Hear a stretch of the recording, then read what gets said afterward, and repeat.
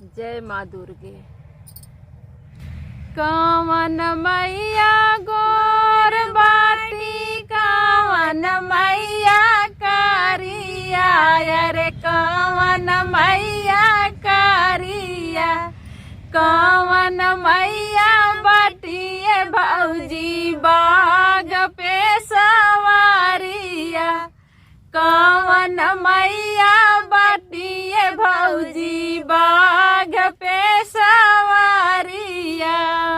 कवन मैया गोर बाड़ी, कवन मैया करिया, अरे कवन मैया करिया, अरे कवन मैया बाटिए भौजी बाग पे सवारिया,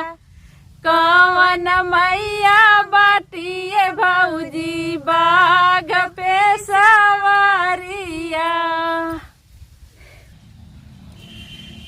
शीतला मैया गोर बाड़ी, काली मैया करिया, अरे काली मैया करिया, अरे दुर्गा मैया बड़ी ननदो बाग पे सवारिया, दुर्गा मैया बड़ी ननदो बाग पे सवारिया, कवन मैया दूध पिए, कवन मैया खूना, कवन मैया खूना, अरे कवन मैया करे भौजी महिषासुर संहारवा,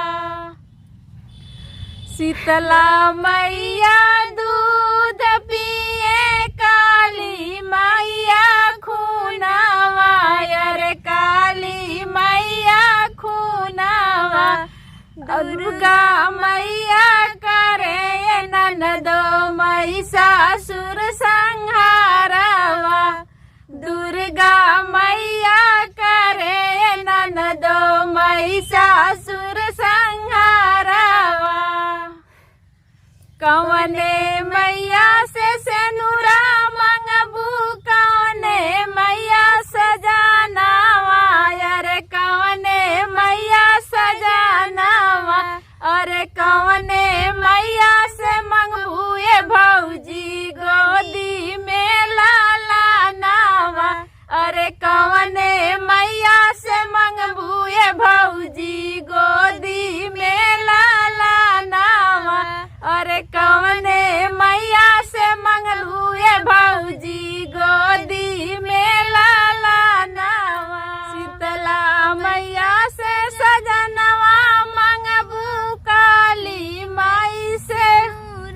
वायर, काली माई से नूरा वायर, काली माई से नूरा वायर, नौ दुर्गा से मंगलिए ननदो गोदी में लाला नावा, अरे नौ दुर्गा से मंगलिए ननदो गोदी में लाला नावा, कवन मैया गोर बाड़ी, कवन मैया करिया, अरे कवन मैया करिया, अरे कवन मैया बड़ी भौजी बाग पे सवारिया,